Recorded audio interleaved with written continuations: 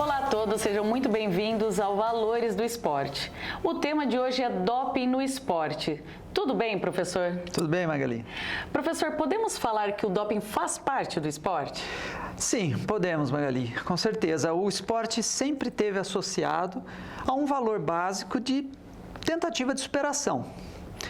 Então, os atletas tentam, num primeiro momento, se apropriarem das técnicas esportivas, tentar jogar aquele jogo da melhor forma possível, pois eles aumentam aspectos táticos, treinamento, preparação física, mas haverá um momento em que isso vai chegar num limiar, num topo. E aí tenta-se superar esse topo. Sim. O doping aparece como uma alternativa dessa superação. Ainda não estou falando em termos de substâncias ou nada, mas nesse primeiro valor, nessa tentativa de se ir além nesse limite. Isso é o conceito básico de doping, ou a ideia de doping, o que eu consigo para avançar desse limite. Então, necessariamente o atleta ele acaba indo para esse caminho ou não? Pois é, a gente vai ter que pensar em termos de opções, pensar em termos de valores, né? Mas o que eu acho que a gente precisa entender do espírito do atleta é que ele vai buscar todos os meios possíveis para se superar. E é comum no esporte de alto rendimento que ele vai chegar num platô, num momento em que ele não consegue se superar de forma mais trivial. No começo do treinamento esportivo, os ganhos são muito rápidos, mas depois, no alto rendimento, há a tendência disso se estabilizar.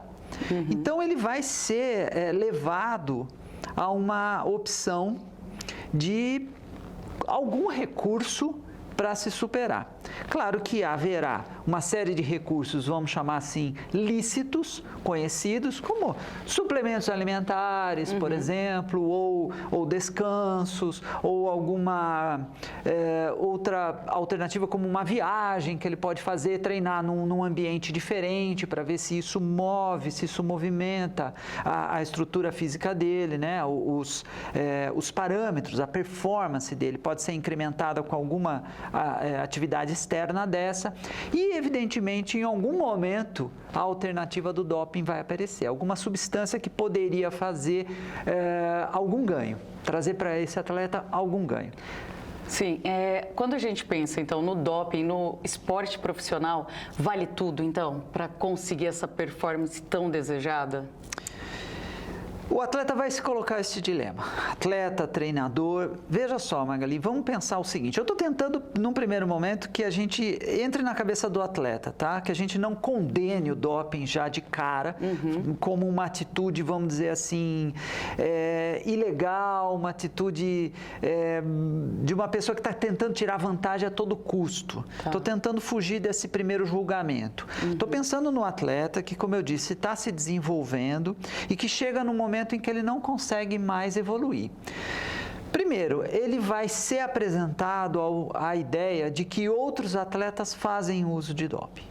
E que se ele não fizer, ele não vai atingir o mesmo nível dos outros. Veja como essa colocação, essa sentença é opressora. Sim. Ele vai pensar, não, eu não vou conseguir me superar, eu não vou conseguir ter o mesmo nível dos outros se todos os outros fazem uso desse tipo de substância ou de algum tipo de substância.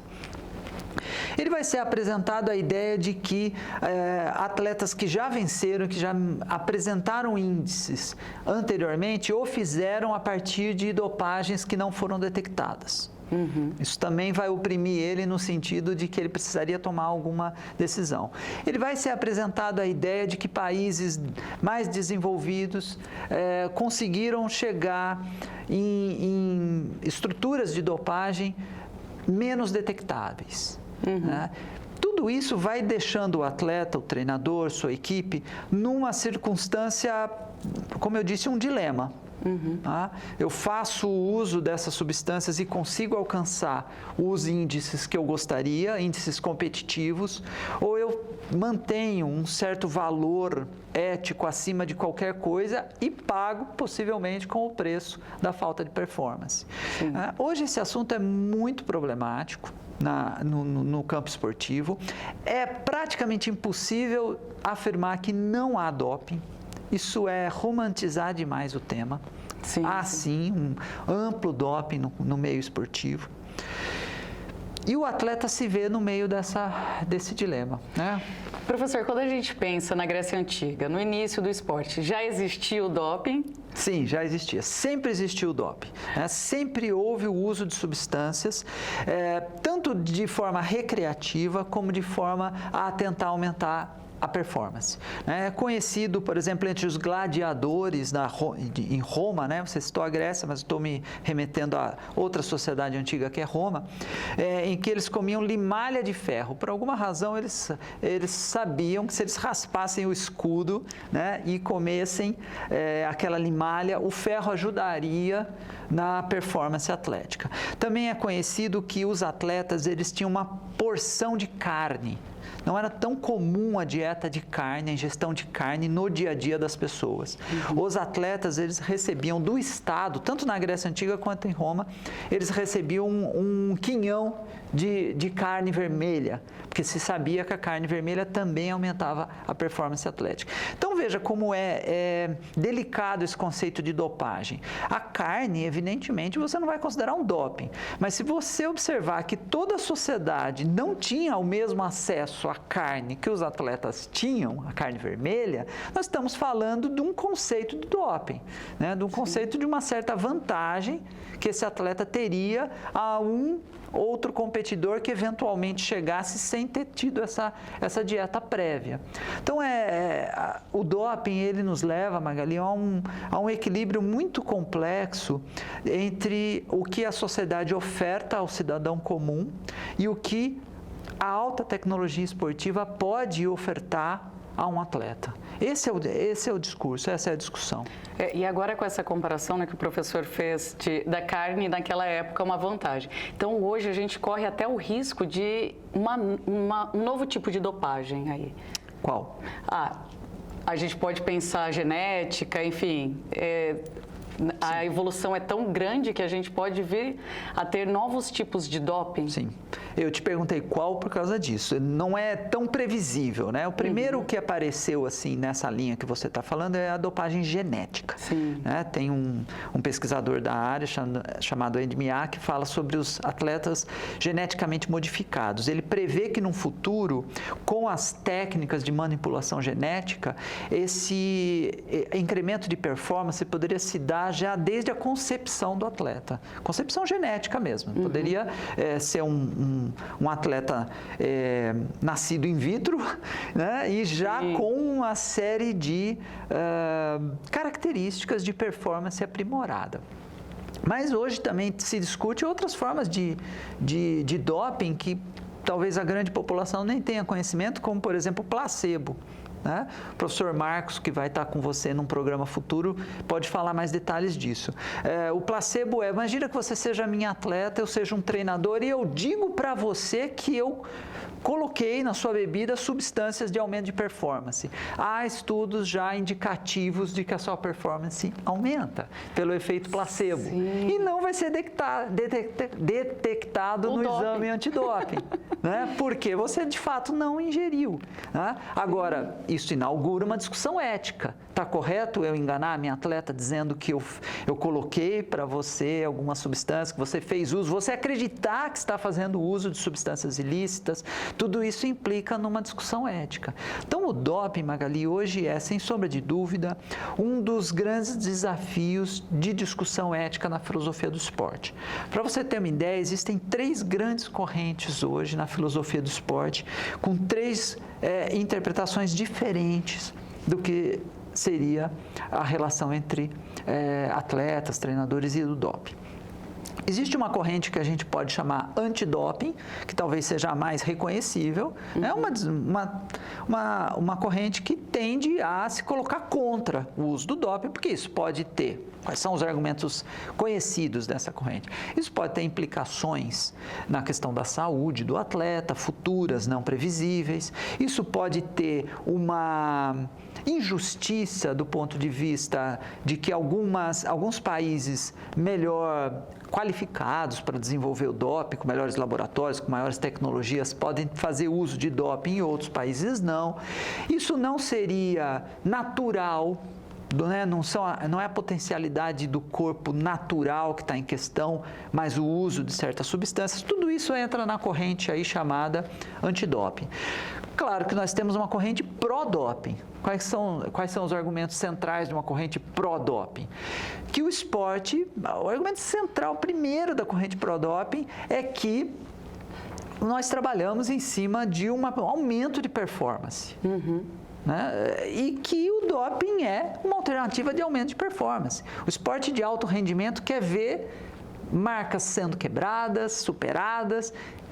Como fazer isso? Né? Ou se o doping é uma alternativa, por que não? Para esses atletas dentro de certos controles. A corrente pró-doping vai nesse sentido. E tem uma terceira corrente no âmbito da filosofia do esporte, que é nomeada antidoping. O que isso quer dizer? Não é que ela seja necessariamente a favor do doping, mas ela acredita que os argumentos da corrente antidoping são insuficientes, são deficitários. Então, ela apresenta que aqueles argumentos não satisfazem. Hoje é uma discussão bastante produtiva na área da filosofia do esporte e que tem muito pano para manga. Bom, no próximo bloco vamos entrevistar Marcos Campos, que é doutor na área de Educação Física e Sociedade pela FEF-Unicamp e ganhou recentemente um prêmio pela Associação Britânica de Filosofia do Esporte. Até já!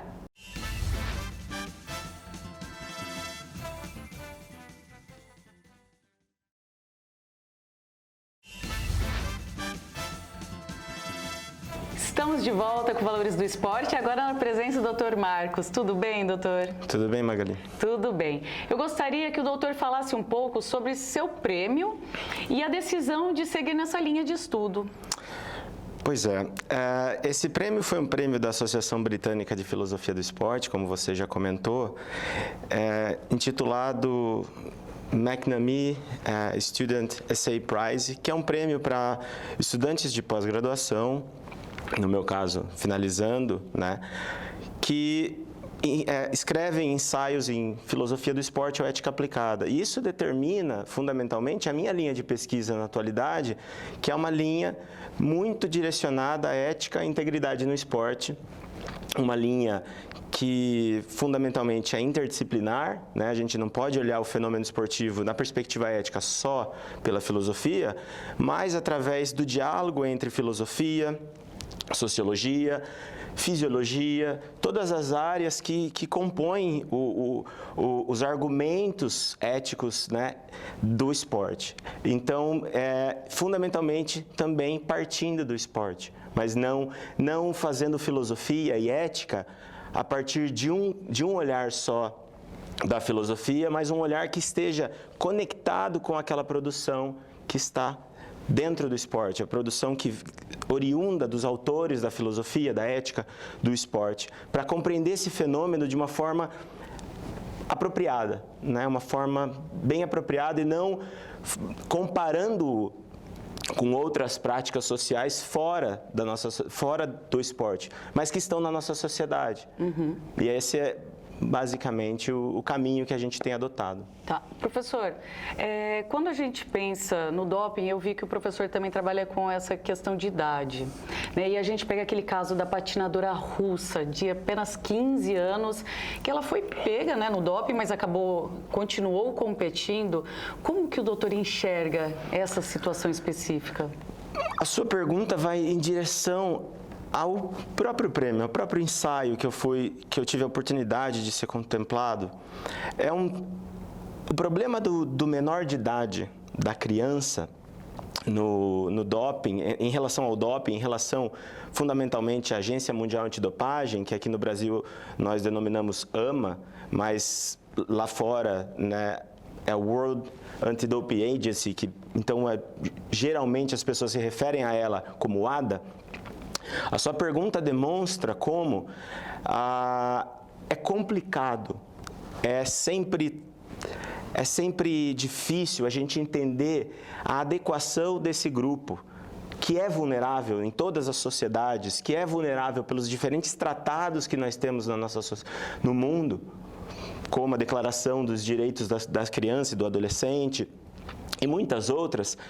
É muito difícil alinhar uma política antidopagem que pela Agência Mundial Antidopagem tende a proteger os atletas ou a saúde dos atletas, e isso aqui eu estou reproduzindo o que eles falam, não necessariamente eu estou concordando com tudo que eles falam. Acho que é muito importante sempre quando a gente avalia argumentos, tentarmos analisar eles nas suas diferentes formas e por diferentes ângulos. Então, a WADA, ou a AMA, sugere que o doping, ou a política antidoping, ela tem dois grandes fundamentos, que é a proteção do jogo limpo, proteção dos atletas, da saúde dos atletas e a harmonização.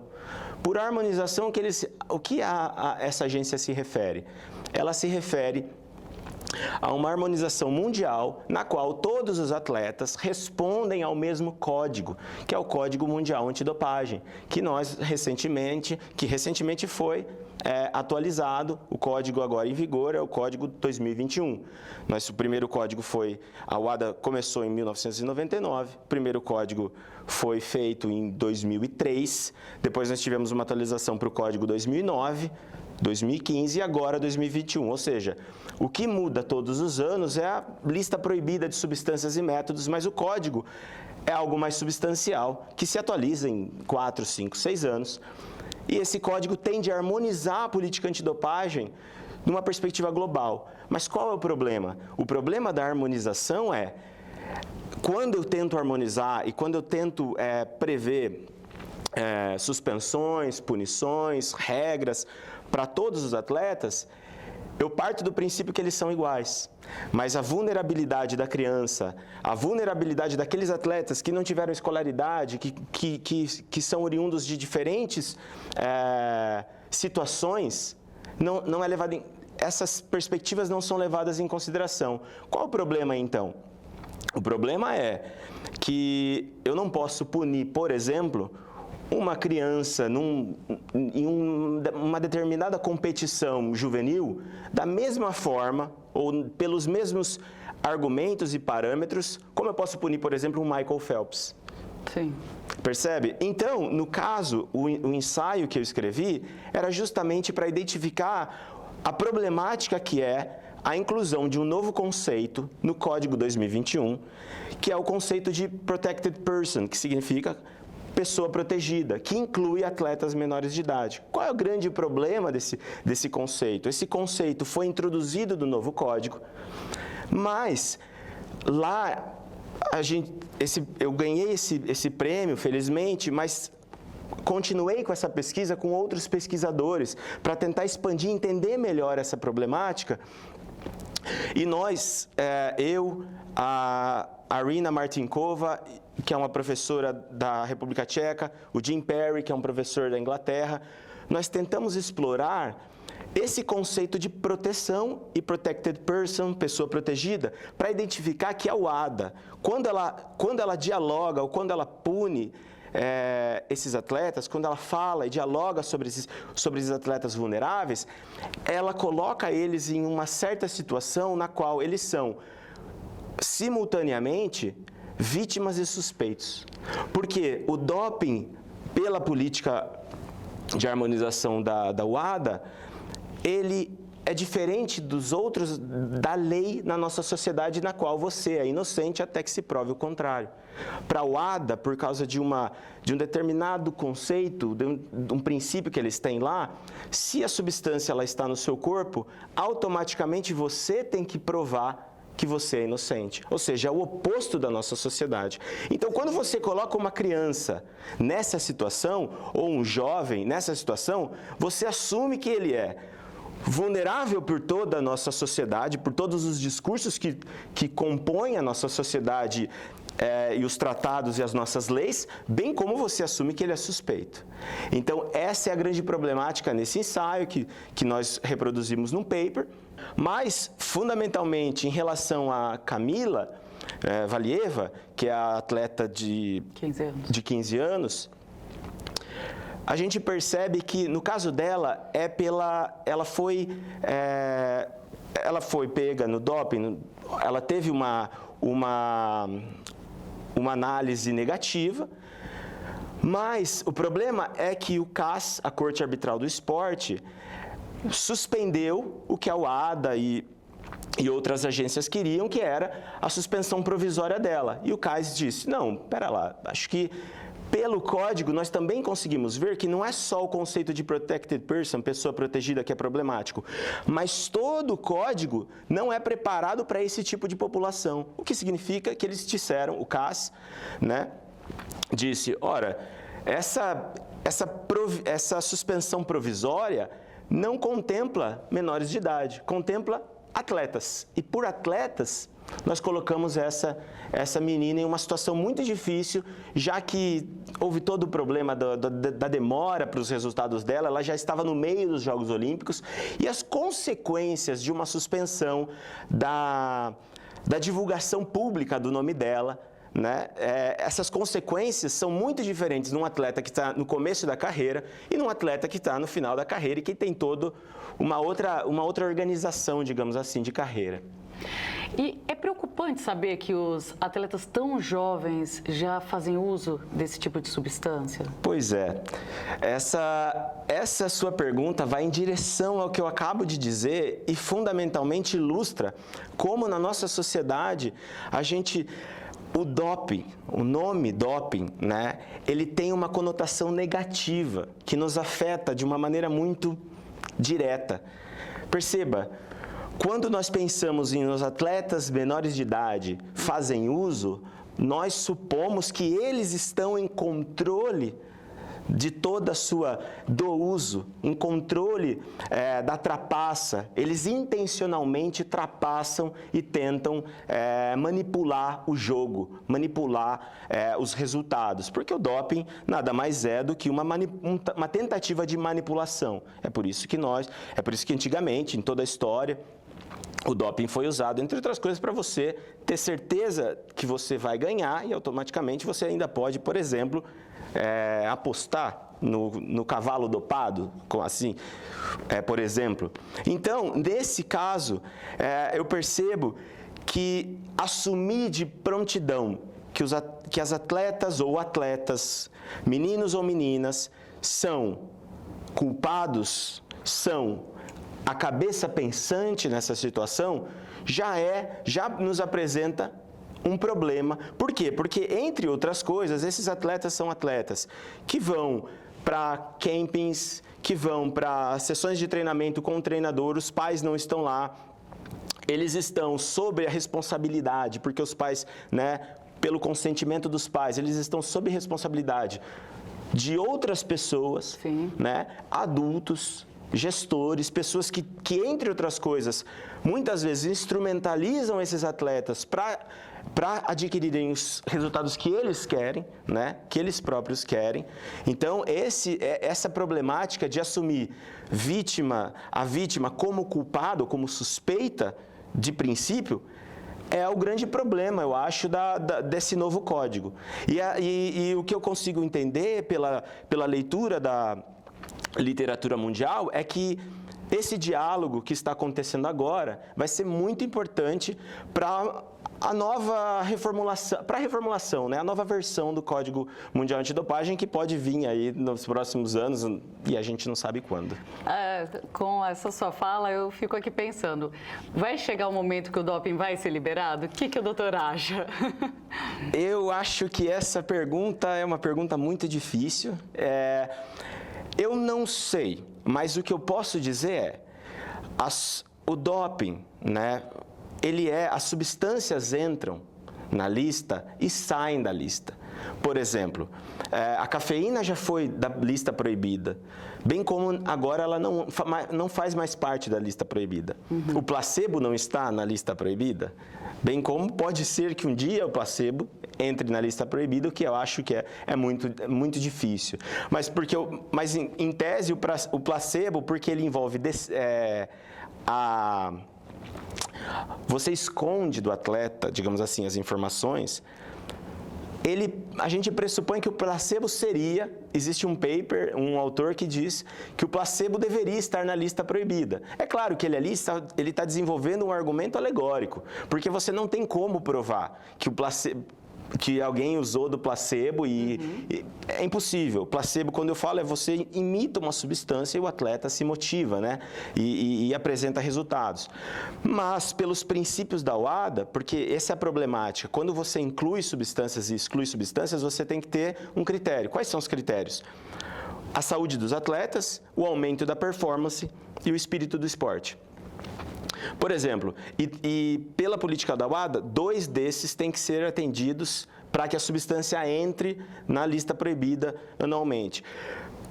Por exemplo, o placebo seria incluído, por quê? Porque ele aumenta a performance, né? E ele fere o espírito do esporte, porque, entre outras coisas, a técnico ou o médico do atleta o engana. Então, isso, pelo princípio, pelo espírito esportivo, há uma problemática aí de enganação, de trapaça, e é assim que esse autor, por exemplo, ele faz a sua alegoria e brinca com essa situação. Acredito eu que a legalização do doping, ela vai acontecer com o tempo, e o que a gente vai ver talvez seja uma permissividade para algumas substâncias, como a cannabis, né, como outras. Mas eu acredito que os anabolizantes, os esteroides, eu acredito que esses sempre estarão na lista proibida, até porque a guerra contra o doping, que é financiada pelo Comitê Olímpico Internacional, entre outras coisas, ela pressupõe um discurso de esporte limpo, de espírito do esporte, que não vai permitir esse uso. Professor, eu queria muito agradecer a sua presença aqui com a gente. Foi muito esclarecedor e teve esse tempinho na sua agenda, que eu sei que é corrida, mas muito obrigada por estar aqui com a gente. Obrigado. Obrigado a vocês. Bom, pessoal, é isso. Muito obrigada a todos que assistiram o programa e até o próximo. Tchau, tchau.